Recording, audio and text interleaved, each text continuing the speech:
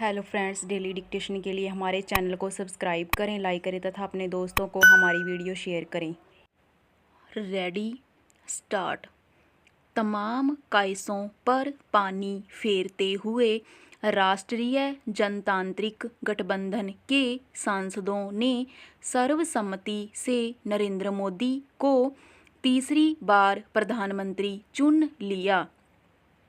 यह भारतीय लोकतंत्र के इतिहास में दूसरी बार होगा जब किसी नेता को लगातार तीसरी बार प्रधानमंत्री पद की शपथ दिलाई जाएगी। निसंदेह यह प्रधानमंत्री मोदी के व्यक्तित्व का प्रभाव और उनके कामकाज के तरीके पर भरोसे का ही नतीजा है। इस बार बेशक भाजपा को अकेले दम पर पूर्ण बहुमत नहीं मिल पाया, मगर राजग को बहुमत से कुछ अधिक सीटें मिली हैं। इसलिए गठबंधन की सरकार बनने में कोई अड़चन नहीं थी।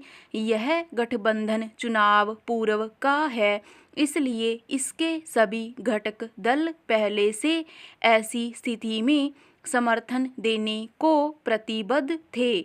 मगर चूंकि चंद्रबाबू नायडू और नीतीश कुमार के साथ गठबंधन के पहले के अनुभवों को देखते हुए कायसों को बल मिला था कि वे सरकार बनाते समय अपनी कड़ी शर्तें रख सकते हैं और उनके पूरा न होने पर छिटक भी सकते हैं।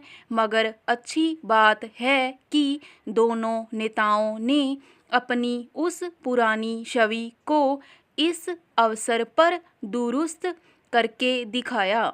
हालांकि अब भी विपक्षी गठबंधन को लगता है कि गठबंधन की यह सरकार लंबे समय तक चल नहीं पाएगी, मगर फिलहाल तो इसे एक खामख्याली ही माना जाना चाहिए। पहरा इस बात से इनकार नहीं किया जा सकता कि तीसरी बार जिम्मेदारी मिलने के बाद प्रधानमंत्री के कामकाज के तरीके में कुछ बदलाव देखा जा सकेगा, केवल इसलिए नहीं कि उन पर लगातार गठबंधन का दबाव बना रहेगा, बल्कि इसलिए भी कि इस लोकसभा का चुनाव भाजपा उनके नाम पर लड़ी थी। प्रधानमंत्री ने खुद अपने नाम से बहुत सारे कामों की गारंटी दी है। उन गारंटियों को पूरा करने का दायित्व उन पर ही है। उन्हें पूरा करने के लिए नए ढंग से रणनीति बनानी होगी। उसमें स्वाभाविक ही सहयोगी दलों को साथ लेकर चलने की जरूरत पड़ेगी। घटक दलों ने सत्ता की बागडोर उनके हाथ में सौंपी है, तो जाहिर है कि उनकी मांगें मान ली गई हैं। विभागों आदि के बंटवारे पर सहमति बन चुकी है। इसलिए जो विभाग भाजपा से इतर दलों को मिलेंगे, वे प्रधानमंत्री की नीतियों और योजनाओं को आगे बढ़ाने में सहयोग करेंगे। कोई भी सरकार तकरार से चल नहीं सकती और न उससे किसी दल को लाभ मिलता है। इसलिए घटक दलों को यह बात अच्छी तरह पता है कि सरकार की उपलब्धियों पर ही उनकी भी सफलता और विफलता निर्भर करती है। पहरा यह जरूर है कि पिछली दो सरकारों के समय जिस तरह प्रधानमंत्री और उनके मंत्री फैसले करते, नीतियों का निर्धारण करते रहे हैं, अनेक मौकों पर विधेयकों को बिना उचित बहस के पारित करा लिया गया।